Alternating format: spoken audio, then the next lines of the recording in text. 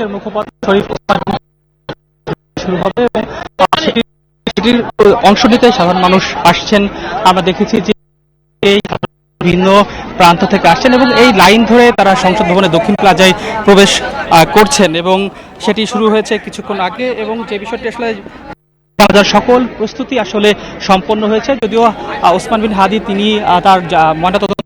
এবং সেটি শেষ হওয়ার পরে বেলা 1:30টার সময় এখানে তার মরদেহ আনা হবে বলে আমরা জানতে পেরেছি এবং সাধারণ মানুষ দলে দলে মিছিল নিয়ে তারা এখানে আসছেন। এর সাথে এই জানাজায় অংশগ্রহণ করবেন রাজনৈতিক দলগুলো যেমন বিএনপি, জামাত, এনসিপি এবং প্রধান উপদেষ্টাও সেখানে অংশ নেবে বলে আমরা জানতে পেরেছি এবং এই জানাজা ঘিরে আসলে যান চলাচল সীমিত করা হয়েছে সংসদ ভবনের চারপাশের রাস্তাগুলোতে এবং এখানে নিরাপত্তায় 10,000-এর বেশি পুলিশ এবং অন্যান্য বাহিনী মোতায়েন রয়েছে এবং 1,000-এর বেশি পুলিশের অন বডি ক্যামেরা লাগানো হয়েছে বলে আমরা জানতে পেরেছি। এছাড়া এখান থেকে জানাজা শেষে শোক র্যালি যাবে এবং সেটি শাহবাগ হয়ে ঢাকা বিশ্ববিদ্যালয়ের কেন্দ্রীয় মসজিদে যে শেষ হবে এবং এরপরে সেখানে সাধারণ মানুষের শ্রদ্ধা জানানোর জন্য মরদেহটি রাখা হবে। এরপরে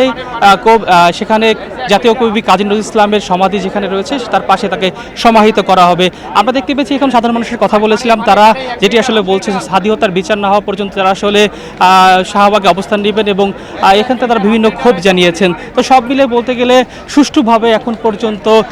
ওসমান হাদির যে জানাজা সেটি আসলে জনমানুষ অপেক্ষা করছে এবং এখানে লক্ষাধিক মানুষের সমবেত হওয়ার